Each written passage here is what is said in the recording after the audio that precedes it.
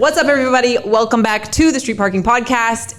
It is time, and I'm super pumped because the program that we have put together with Between the Ears and Cariana and Bill Anthes is now available to some of you on the app and on the platform for you guys to check out. So it is called the Sisyphus Gauntlet, and it is the collab between Street Parking and Between the Ears. Quite honestly, they created the program. We're just delivering it to you. But we're really excited about it. So we're gonna do an episode today. Cariana and Bill are here with me, kind of like we've done with many of our other extra programs, the what, who, why, how. What is this program? Who is it for? Why in the world would I wanna do this? And how should I add this into my regular street parking training that I'm already doing?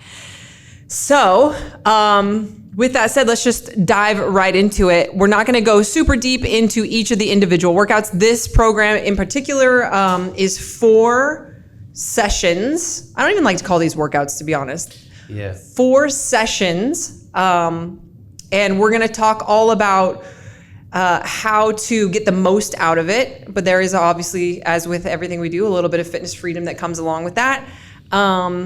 And how it was created and what the purpose of it is. And so I'm really excited to have them here because I can explain it from my point of view and from what I've gotten from it and from all the time that we've spent talking about it. But really, to have them as the creators of it give you that information is great. So first and foremost, the Sisyphus Gauntlet is not something that you guys created specifically for street parking. You guys have done it before. Why is it named that, and what is it exactly? So the naming convention for the Sisyphus Gauntlet, the myth of Sisyphus is this slippery fella cheated death twice, according to like Greek mythology, by using his like wit and intellect. And Zeus was not a fan of this, so he stepped in and banished Sisyphus to the underworld, Hades, where his punishment was to push a boulder or carry a boulder basically up a mountain. And when he was right at the top of the mountain, the boulder would roll back to the bottom.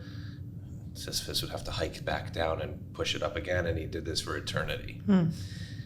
And that might sound really... They're sold. Everybody is going to now people turn the podcast off. We're like, I'm not interested.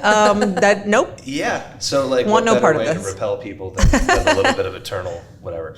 And you know, there's kind of there's 2 different ways we can look at this. We can look at this as a life is determined to be unbearable and you can't escape it, and it's meaningless in a very nihilistic or apathetic way, and that fundamentally is not how we choose to live and view our experience.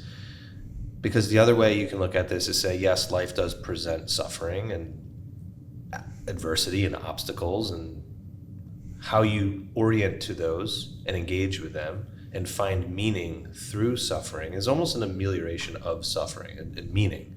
So we encourage people to find meaning through their challenges and have a much more positive, proactive approach to the inevitableness of life, which is you're going to face a boulder and a hill and a repeat and a cycle at some point. So that's kind of where the naming convention came out of it. The gauntlet part, we wanted something that was going to put people in a kind of like an event-like experience where multiple days of doing multiple hard things in a condensed timeline, but not where they can't do life and, you know, kind of have to be divorced and removed from their comings and goings. One of the things we feel really passionately about is having things that are accessible and can be integrated into people's regular life. Otherwise, it's just not approachable for folks. Right. If you guys haven't had an opportunity to listen to the first podcast episode that we did and we posted a while back with Bill and Cariana, I would encourage you to listen to that because this whole where they're at now with Between the Ears kind of started out with these events that they would do that were like these overnight, you had to come out of your daily life. Yes. Yeah. And it wasn't necessarily something that everybody could go do or that was sustainable for them or other people. And they, so where they've gotten to now is creating something like this where it's a similar experience to what they were doing there, but is, it's all about what street parking is, right? Like, we took this experience of all the great things that we had been exposed to in CrossFit and been like, yeah, but not everybody has access to that. Not everybody has time or funds or resources for that. How can we help people? So it's a very similar path that they've traveled to create what they've created. These four though, Sisyphus, Gauntlet, we have done some of them, but these four are actually, for the first time, unique to street parking. Oh, okay. So, like, one of them is kind of a new one, which is kind of fun. Oh, okay. Yeah, so it's like a new four. Like, it's a new mix, so it's... and it's only... It will forever. It's only exclusively available. We're not. It's no Oh, longer available. so this is special for us. This is Okay, special. Yes. so Kariana kind of alluded to I mentioned it as well. There are 4 sessions, and each of them are an hour. Yeah. Which is, some of our members regularly train for an hour. Some of our members will only, 20, 30 minutes is all they have. So you will have to find 4 separate occasions where you have an hour. Yeah. But what I love about these challenges or these sessions is that they're very simple. Mm-hmm. So just like with everything that we program, you don't need a lot of equipment. Even the ones that include equipment, we will give you guys customization options for. We encourage you to do them the way that they're written, if at all possible, but we'll always provide alternatives for anyone who wants to do it. I haven't mentioned yet is this program is only available to street parking members who have logged 200 days or more. And so if you saw that there was an announcement of this new program and you opened your app and it's not there for you, well, if you haven't already gone to Facebook to ask why, or I'm sure that information has been in the release notes somewhere. But if you missed all of that, the reason behind that is, first of all, they're very challenging and very taxing. So we wanted to make sure that people had a certain base level of activity in their lives before participating. But also, your first challenge or your first hurdle is to just find consistency in whatever, it sounds fun to you, it makes sense for you, before, adding and tackling on these other things. So we came up with 200, because I think we figured that's roughly a year if somebody's working out 4 days a week. Yeah, that's and so they've have a year of consistency, and now it's like, okay, what's a new element?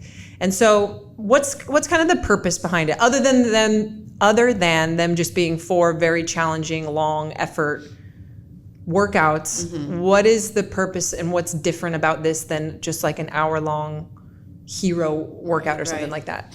Yeah, and I think to your point, you alluded to, like, there's a simplistic element. Along with being simplistic, there is, and along with the story of Sisyphus, there's a little bit of a repetitive element, and then that coupled with the length of time. So, some workouts, there might be a lot of distractions, there's a lot going on, not to say that that's better or worse or harder or easier, but these 4 are a little bit more of there's like a redundancy, there's like a cyclical nature to them. And so that movement, that type of movement that each of them includes, lends itself to some introspection, some awareness, some more opportunity for thoughts and emotions to kind of bubble up. And what's unique is there is sort of a mindset for each of these workouts that kind of goes along with the movement that each session has. And so we talked about this in our first podcast, but that's not to say that the entire time you're working out, you're like hyper analyzing what you're thinking and like speaking into a recorder or like stopping to take notes, but more so like there's a framing of the workout that you might read prior, do the workout, and then there are like journal prompts to kind of help you afterwards. We really encourage people to take a little bit of time. Maybe it's 5 minutes, maybe it's longer if you get on a roll, but just sort of just let things come in and sort of in retrospect, think about, okay, what came up for me? Different than for most of us, we go do the workout, it's awesome, we had a great, and then we're kind of on to the next. And there's a time and a place for that. So this is more of a as you said, a session to sort of allow for a little bit more to organically come up. And that's when we do things that are an hour, for most people, one thing for an hour isn't a common practice. Maybe some of the endurance folks out there running for an hour, but if you think about rowing for an hour, most people's thing is like, oh my God, no. So that invitation as well for, people who have been doing this a longer time, maybe it is something that's there's a little bit of like, ooh, that's a long time. And that's kind of an invitation to try something that might be a little bit outside of your comfort zone. Yeah, and I like the wording that you guys use. I mean, I was going to bring it up, but then you just used it as it being an invitation. So if you really want to do this program and do it properly and get as much out of it as possible, actually watch the videos about the mindset and the journaling and actually read, all of that stuff and participate in that. No one's going to come and check your work or anything like that. So you can earn the badge just by completing all 4 of them. And, they're not scored. It's for completion with, of course, the note box for if you know how many rounds you did, or if you know how far you traveled and you have that information, you want to note that down, of course. If you don't pay attention to that at all, that's also fine. But there will be the note box there, but we're not looking, there's no score and goal like you see with our regular workouts. But the way that you guys word it is that there's an invitation to do more than just go through the motions of what the workout is, which a lot of us do. Yeah. And because they're so repetitive, there's really not a lot to think about other than whatever naturally pops into your head. And because there's no score and goal, you're not like pacing it or be like, okay, I need to do 1 round every 10 minutes, or I need to travel this far every 10 minutes to hit the goal range. Like there is none of that. So all of that stuff is stripped away. And so it is an invitation for you to get more out of it than just doing something hard, which is why, we could have created something on our own if that was the goal of just, okay, here's 4 hard. Some of the diagnostics workouts are really, really hard. Some of the vault workouts are really hard. You should approach it differently than you do with your daily training. And we really, really encourage you guys to read the mindset stuff and everything. So it's 4 workouts it's out now, so I can tell you what the names of them are. So there are 4. One of them is the hill. One of them is the carry. One of them is the push. And the final one is the effort.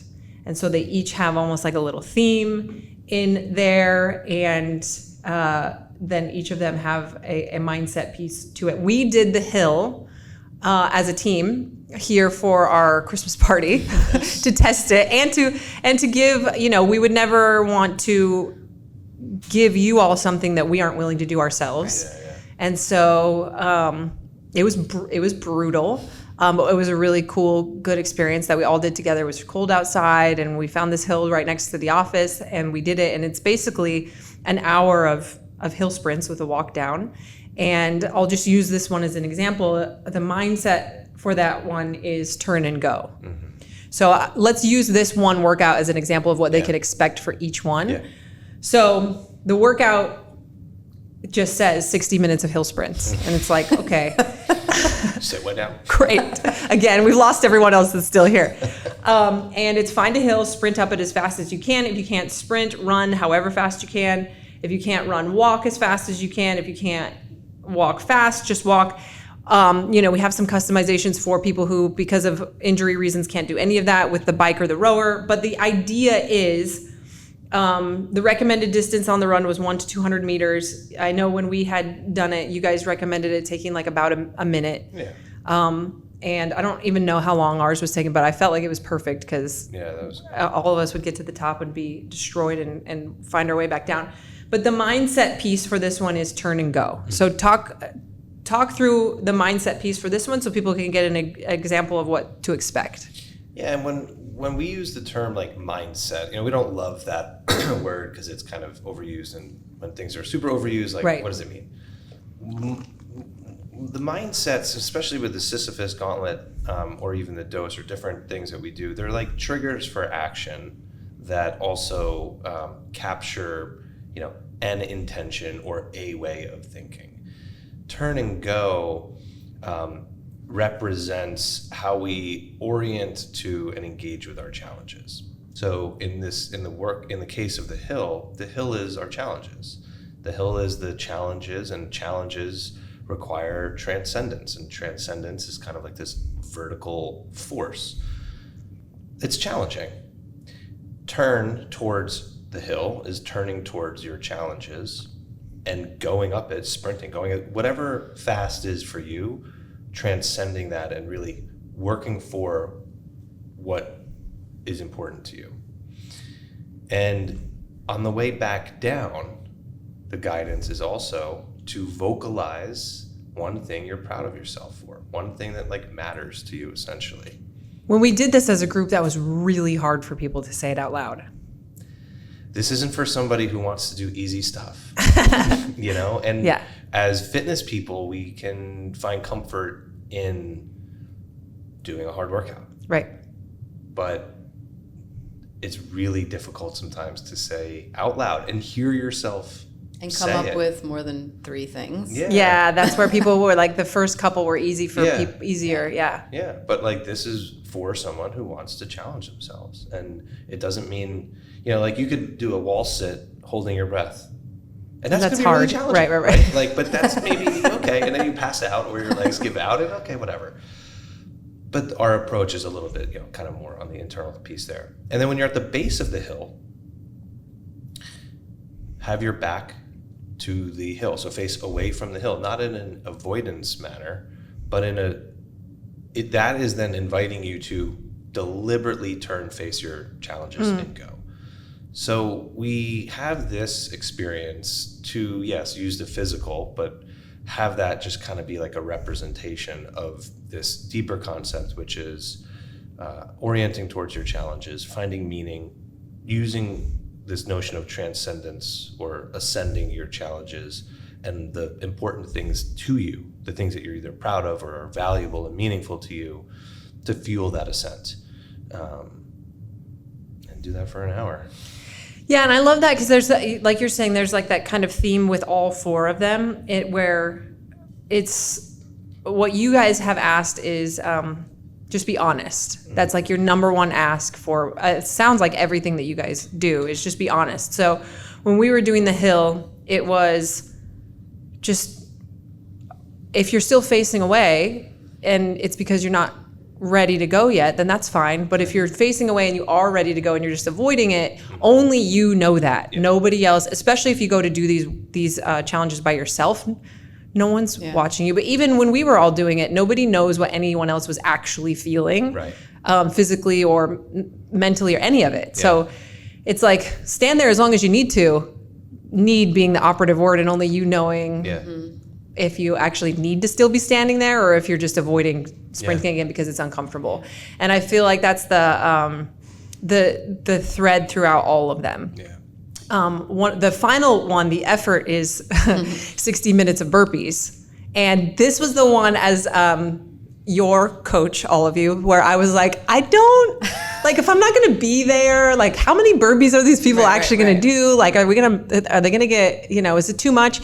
And, you guys, when we talked through it, was like, again, it's just, there's no goal. There's no certain pace that we expect people. Sure. It's not that you're even needing to spend an hour destroying yourself. It's not an AMRAP. Right. And of course, when I hear 60 minutes of burpees, I hear AMRAP 60 minutes of burpees. 20 in 10 minutes, so 20 times 6. And I'm like already calculating like how many.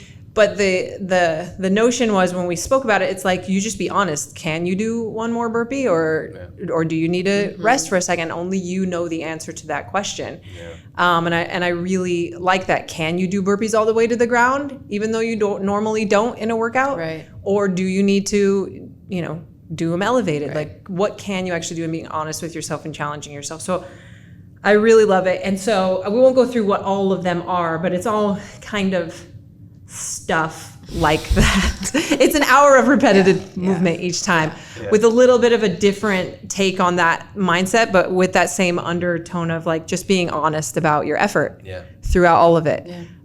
And I mean, I love that kind of stuff, and I know many people love it, but we really, again, like, I can't stress enough how much part of doing these correctly, if you're a correctly check the box type person, is actually participating in the mindset piece. Yeah.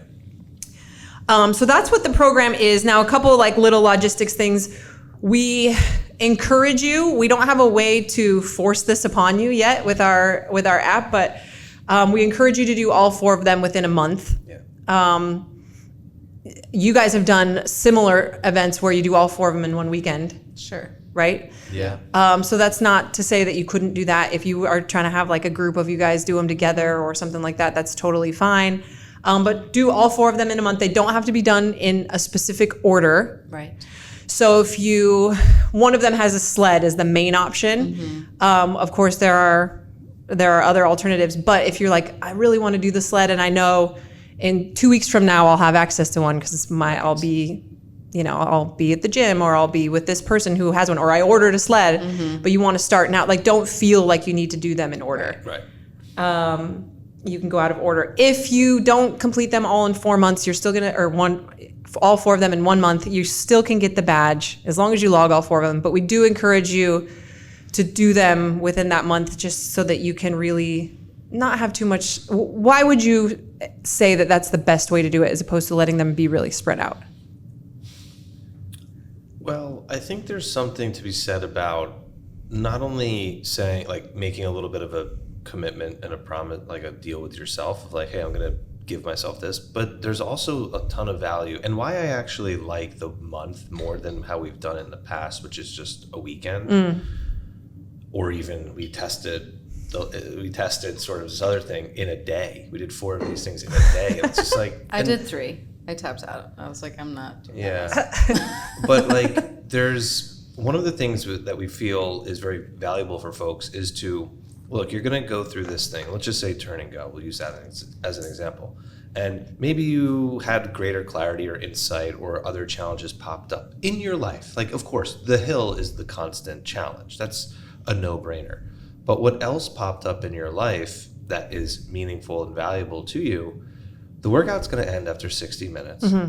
You have a full week now to really look for where this theme that you experienced during the workout is presenting itself in your life, and hopefully apply this mindset, turn and go, towards the thing that's challenging you, most likely in a more meaningful manner, not physically or not in a fitness standpoint, but in your life. So each week you do the thing and it's like, cool, go do this now. Go learn, go apply, go allow it to spill over and carry that into your day-to-day life. And that's one of the things one a week, that you kind of, I like this analogy or metaphor, whatever it is, but like you kind of like doing the workout, you're like opening the window sort of, and letting things like come in and not like forcing it. Once you like are moving on to the next and the next and the next, now it sort of has just become about the thing and not about letting that sort of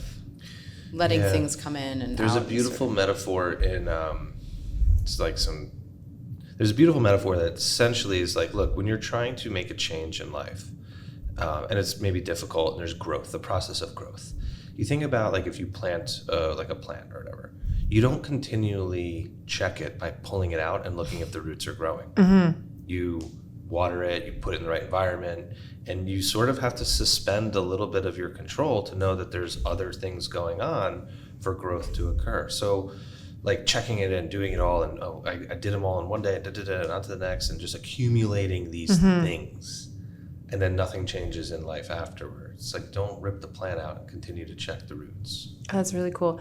I think too, like a week is good because we know, like from a coaching standpoint, if your plan was to do all 4 of them, certainly in one day, but even over the course of 2 days, I'm not running as hard. No, of course. If I know I'm doing the hour sled push later that day, there's just you. I mean, even the most strong mentally person, like it would be very rare to find somebody. We're talking like high level athlete that might be able to still maintain the intention of the workout, knowing they have something coming up.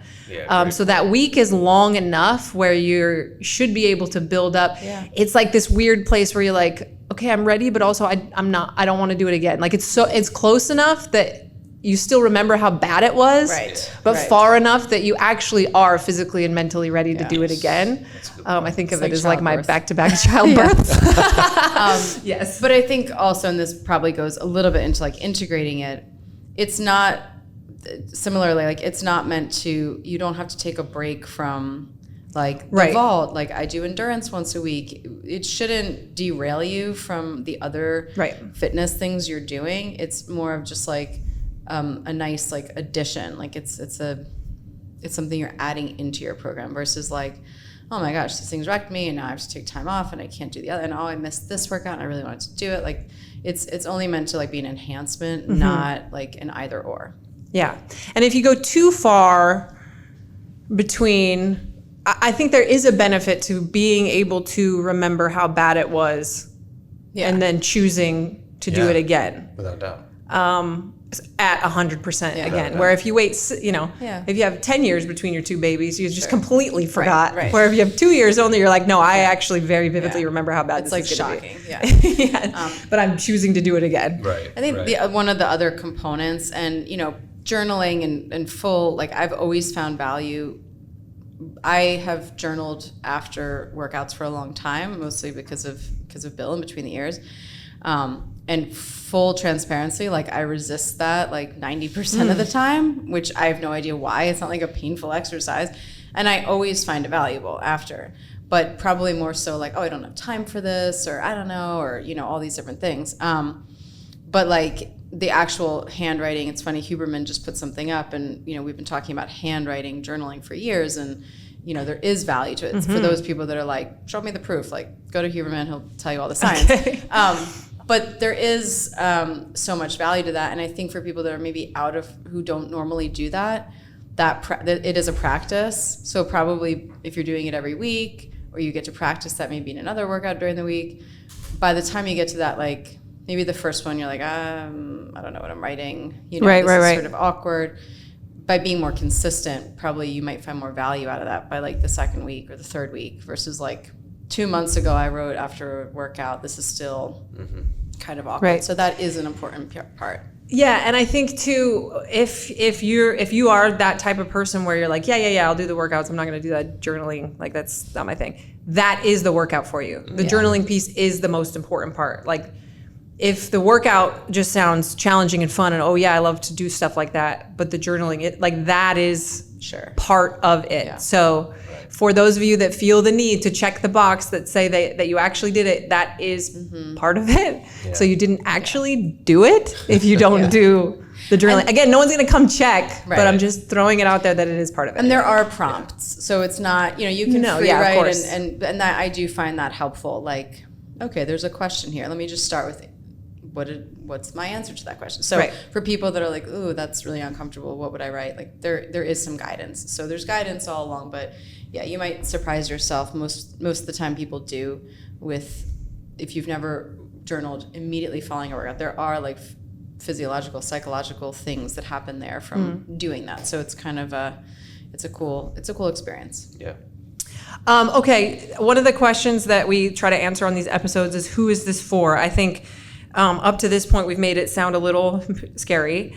And we do have the 200 workouts, like you've got to earn your way into it.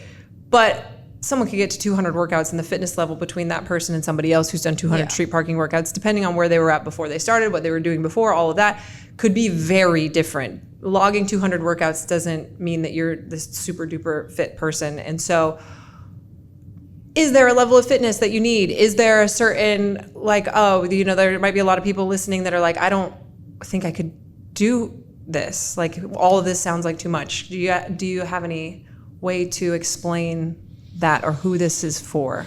If you're curious and first of all, if you've established consistency, then I think it's appropriate. And that's, I think, where the 200 workout mark is really a nice, it's solid, it's good. But if you're curious and also perhaps have this little maybe whisper of doubt, I think it's for you. And we've had people who are in their 70s. We've had people in their 70s do it. We've had kids kind of participate in it. We've had equipment from this, I'm not even joking about this, from a watermelon to a golf cart. With her significant Someone was other pushing in a it. golf cart? Someone's pushing a golf cart. Oh my gosh. Carrying a watermelon. And it's like if you're curious, and again, why it nests so well with fitness freedom is because like if you're curious and you're resourceful and you want to do it and you want to perhaps step into that doubt and step into that uncertainty and challenge yourself in a manner that's, like you said, any workout can be challenging, but just a different type of challenge. Then regardless of your fitness level, I think it's for you with the important bold that you have to be honest with yourself, where you're currently at, and maybe where you're trying to get to for sure. So we really do think it's very approachable. Is there anyone who it's not for? Aside from the people who don't yet have access to it because they just started. Man, I don't want to come off sounding like, I don't want to sound like. No, I think it's good. Because one of the reason why we started doing these episodes is because we would constantly get people on Facebook saying that they felt overwhelmed by the extra programs and they felt like they were supposed to be doing all of them. And so it was like, no. Like some of these very legitimately aren't for you. Like they're not everybody should want to, should ever, like you do the daily workouts forever and never do an extra program. So is there anybody who these are not for, who at least it's not for them at this time? Like if you're super pregnant, maybe wait. Yeah, if you've got an injury, like if you've got something that's preventing you from doing your normal kind of, Yes, if you're in a boot at this time, maybe. Yeah, if you're in a boot, if you just came back off, if you were just cleared to work out after, maybe if you're in PT, like maybe not, okay. What other reasons might it not be the right time for someone? He's got something. Go on, yes. He's got something. It's not for the person who wants to impress everyone else. Right. And that's, I think, like, I hope, whatever. No one's going to be impressed. Like, there's no leaderboard. There's going to be no score. Yeah, there's no score. If it's done for some, like, I'm up on the hierarchy, or I did it more than this, or like I'm going to impress people, like, then it's not for you yet. Or maybe it is for you and you have to realize, like, it's not. But it's not this, like, banging your chest kind of... or... It's not for bragging rights. It's not for bragging rights, And it's not to bury yourself. I mean, yes, they're very... What I like about our workouts is, like, if they weren't physically challenging or somewhat overwhelming, and challenging being relative to the person, then... there probably wouldn't, it would like not make sense as much. So there is a challenging component, but if that's your complete intention, like, okay, I'm going to do burpees until I don't know. If the intention is kind of to your point, like maybe not even bragging rights, but if the intention is like self harm, like, and that sounds ridiculous, but like, if that's what is sounding attractive to you and that's like the only thing, then that's probably something to stay away from, because you can't maybe at this point maybe trust yourself to get something else out of it. Okay. Yes, and this might go into a little bit of like the how to implement it, but I the type of person that you're talking about,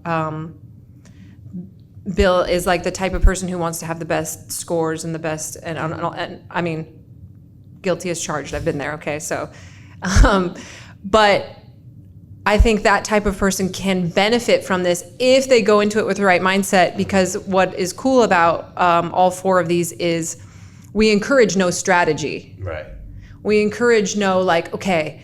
Gaming it, where it's like, okay, I'm going to, for example, one of them is an hour long carry. And it's like, I'm going to go 100 meters, rest 1 minute, 100, we don't want you to do that. Like that's defeating because that's what people typically who are very fit and they've been doing this type of fitness for a long time become very good at that. Yes. And that the strategy wins the workout oftentimes more than the fitness level. Right. And so if you can go into it with like I'm just going to go and see what happens. and not try to over strategize it, not try to overthink it, not worry about how far I'm going or what anybody else did, and just do what I can do and put yourself in that situation. I think it can be really good for that person to break out of that. I know that's what it's been for me, because when we were doing the hill sprints, we have some very fit people on our staff, obviously, and it was, well, how many has Chelsea done? How many? What number is Julian on? And very quickly that went away, and it was just, I need to run as hard as I can every single time, and nobody else is going to know if I'm holding back or if I'm not. Yeah, I guess I don't want to sound like accusatory and No. people are out there, but it's not for the person. But who's that's looking when you're for doing that. it. If that's your mindset, then you're also again kind of Right. doing it incorrectly. Yeah. Okay.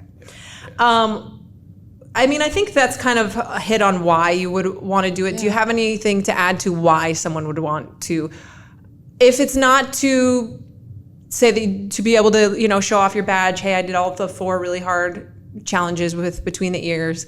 If it's not just to be able to buy the t-shirt, because there is a t-shirt that if you get the badge, you gain access to, which I think is really cool to show off your accomplishment. Yeah. Why would somebody, if they're like, well, this just sounds actually terrible, like they're the opposite of that person, like, why would I do this to myself? If you're looking to challenge yourself, really, like I just really do think that I can guarantee you've never done these workouts before. Right. And there's something unique about that. Experiencing new and novel experiences. One, it's part of like neuroplasticity and how you rewire neural pathways and change our thinking. So there's that like legitimacy to new experiences, as well as you go through these, hopefully glean a couple nuggets. Maybe just one thing. Maybe you get a dozen things. But then those are like little seeds of growth that you plant, yes, in your life for sure, but also you can bring those into your other workouts. You can bring those into what you're choosing to do for your lifestyle and health and fitness. Even just forward. your daily life. Yeah. Like we've done so much. I mean, when I did our, the posts around in December, my 30 days of cold plunging, and I did it specifically because I didn't like, had such an aversion to it that I was like, I need to do this. Yeah. So that's also like who this is for. Like the more this sounds terrible to you, probably the more you should There's something there. do it, right? Because it's like when you overcome something that you really didn't want to do, or you didn't believe that you could do an hour of pushing the sled or an hour of burpees or whatever, and then you actually do it, it changes your brain. Without a doubt. Yeah. Without a doubt. And that's like people, like you can read about how to change your brain. Or you can actually just go actually do it. change your brain. Yeah. So that's why you would want to do it, and that's really why we have it as a part of our program now. We've touched on already how to add it in. I see it very naturally as a Saturday or a Sunday thing, but it doesn't have to be. I mean, everybody has different schedules. Do it solo, do it with a group, do it virtually, whatever. I mean, you guys all are very good at that. If you're trying to do this and have like a meetup, because I know that's like a big thing in our community, it's like, hey, everybody, let's get together and do the hour of burpees. Just remember, if you are one of the people hosting that meetup or running that meetup, that it is a very individual experience that's meant to be had. So making sure that you foster that and not allowing anybody to start playing the comparison game. It's not your job to tell the person what weight they should carry or what sled they should push or how many burpees they should be doing, what type of burpees. The most important thing for you to do is to make sure that everybody remembers that it's an individual experience. And I think if you do that properly, the shared experience is amazing. Yeah. But as soon as people start playing the comparison game or all of that comes in, then it kind of detracts from the main goal of all of it. And I would say it is kind of cool to the degree people would like to. One of the values in getting people together is kind of after having it, like, how was that for you? What came up for you? It's kind of a really cool conversation and way to connect with people. And we talked about like connection to yourself in that hour, and then connection to other people after. So that's like that community piece is super valuable. Yeah, and any of you that are comfortable sharing your experience of all 4 of them or one of them in particular on the Facebook group or on Instagram, like, it's not a requirement at all, but that's another way, of course, that we share within our community is like, hey, I did the burpees, and maybe you're somebody who didn't think that you could do that. If you're comfortable and you're able to share that you did it, and any other thoughts that you want to share or not, somebody that maybe looks like you or has the same fears that you do or whatever, they're going to be inspired by that. And so I would be cautious not to brag again about like, I did 400 burpees in the hour, and then somebody else feels crappy because they only did 80 or whatever, but they went to the floor and they don't even normally do that. Like, be conscious of that when you're posting about it and all of that. Not to say that you can't say how many you did, but it shouldn't be about that. And then other than that, the only thing that I would say is if you are somebody who really, really cares about your vault scores, maybe don't do it the day before you plan on doing your vault. Look at the movements. The only one that I would say, the hills one, we got pretty sore. So maybe, not trying to do another workout with some hard running the next day, or, be smart about that. Don't do the burpee one the day before, and then the next day you do a bunch of workout or a bunch of burpees or push-ups or whatever. Right. That's advice that we give for all the extra programs. Just look at the movements and try to choose movement patterns that aren't exactly the same the day before or the day after. Right. Probably plan a rest day the day after, and get some good food in you beforehand and afterwards, for sure. If you haven't done an hour, like it is like it does take a toll differently than like if you've been doing 10 to 15 minute workouts. Yes. And so just, setting yourself up for success with that, like to your point, like fueling before, after, hydrating. Yes. Like that's just being part of smart. the theme, I think, of like using this as a excuse kind of to invest into yourself and looking at the workouts. Okay, what's going to be asked of me? Sometimes we can observe avoidance behaviors through a lack of planning, or be like, oh, I'm just going to do it. I'm just going to do it right here. It's like, yeah, but you know what? Like looking at, okay, what's required? What can I do? Where can I be creative and resourceful, but also like honor it and invest, have the quality of the investment match what we hope is the value of the experience too.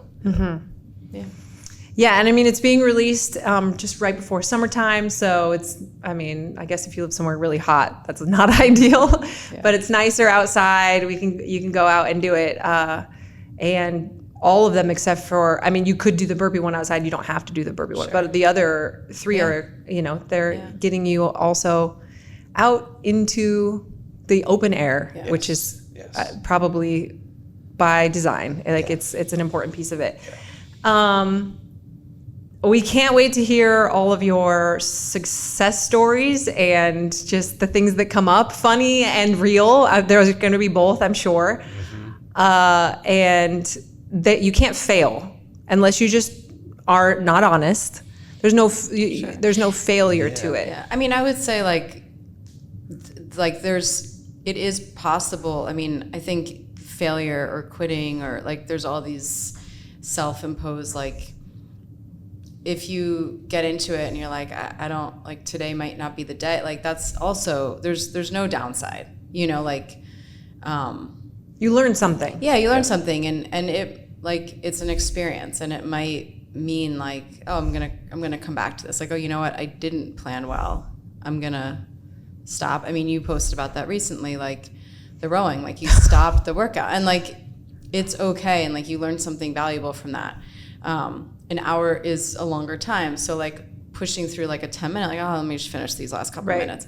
But even in that, I wouldn't look at it as like quitting or failing. It's like, okay, that's why also there's so much time. Yeah, maybe it didn't happen that day. Come back to it. But yeah, so it's just sort of, there might be flexibility required. Maybe you start one way and you're like, I need to make a change. Also, okay. Like just be flexible. Yes. A couple other notes I should probably make is warm up. So plan on more than an exact hour, because all of these things you'd be like, oh no, I don't need to warm up. It's not. There's no heavy barbell in them, or we're not doing kipping pull-ups or anything like that. So we might get a little bit lazy. And I know a lot of street parking members don't do very thorough warm-ups to begin with, but like when we're talking about, we got really sore, like our hamstrings were really wrecked from the hill sprints. Like you're gonna wanna warm up for all of these. So make sure that you plan time to do that. And, my last question was gonna be, because I know we asked this when you guys were here before, what's the rule on music? Because I know there are these programs out there where they're like, no music in the dark, like blah blah. You know what I mean? It's like this over the top. So what are your thoughts or suggestions about that? I think music is a fascinating topic, and if what feels right and true to you, if music, I guess the answer is whatever is right for you. You know, there's no set thing. For example, on the sled, I would suggest, having done this multiple times, see what it's like without music. You're gonna because that's the one I feel like I would want it the most, because it's the sound. Interesting. Yeah. I mean, and that's the thing. So like when I did it, I've done it on turf. Not on concrete. Okay. We're not. So like, if it's on concrete and if it's so annoying, like beyond the point of like, there was a certain bit of training I went through that had hours of listening to babies cry. I would have liked to have music. Yeah. Same. Like on the airplane the other day. Yeah. Right. And you're like, okay. But it was my own child. But like, the hill, I would say, for sure. And music is going to influence you. It's almost like the weather, sort of like, what if it's raining outside? Well, that could be really I think that's awesome. Yeah. And it could be really like slippery and dangerous or whatever. The way that I think about these is I would encourage, and I'm a music person, I would encourage to choose one that you don't do music. If you're somebody who, kind of like what we were saying before, the more not doing it or doing it without music sounds terrible, the more you should probably choose at least one to do without music to see what's that all about. And the weather thing is the same way. I mean, when we moved here from Southern California, and it was always raining, and we used to avoid it, and we would only work out in the garage. And now it's like we just work out in the rain. And part of that was because we don't ever want our boys to see us avoiding the weather. And so I think, to me now it's like an hour sled push in the rain. Like, who am I? Like G.I. Jane? That's amazing. Like that's super cool. So I think pay attention again. It's like the whole thing is like, pay attention to why don't I want to go out in the rain? Well, maybe that's the exact reason I should go out in the rain. And spoiler alert, after about 5 minutes, I guarantee you the rain is going to be the issue. No. Like that won't even be. Well, that's the thing. It's like the first bit of like, this is uncomfortable. Then you're like, wait a second. Like the cold plunges. We go out in the morning, we like let the dogs out. And then usually when I let them out, I take off the cover, our sophisticated tarp and planks of wood off of our Rubbermaid sponsored cold plunge. And it's funny because we live in New Jersey and it'll be like 29 degrees out there and you're like, oh, it's like cold, it's like, oh. And then you're like, it doesn't matter. I'm about to submerge myself in so like all those little things where, ooh, it's like raining. Like that's not going to be the thing. Like, no. So, but yeah, I think doing things, some people have a very heavy reliance on music. Right. And so I think like just being honest with yourself, like, do I really rely on music? Then maybe that is part of that, but if it's like, it just feels like, like that would enhance my experience. Not having it be so like, no, I must suffer. Like everything has to be a suffering element. Like I will wait for it to rain. I will not put music. You know what I mean? Like I could see like no shoes. Right. Of course. Hold your breath. Pieces of glass. I'm gonna light myself on fire and do these burpees. Yes. Like I did the hill. I've done the hill with listening to music, and there's a couple songs that have come on, and I've like definitely gotten emotional. Right. Yes, and that would be my experience as well. It can add to it, or it can distract you, and it's like, what are you using it for? Is the main. So that's great. Well, it should be available now to those of you that have over 200 days of workouts. If you do not have that yet, as soon as you hit 200 days, it should show up. Yeah. If not, please let us know on Facebook if it's not showing up for you, so that we can reach out to the dev team, because this is the first time we've done anything like this, where there's a condition for a program to show up. We're excited about it.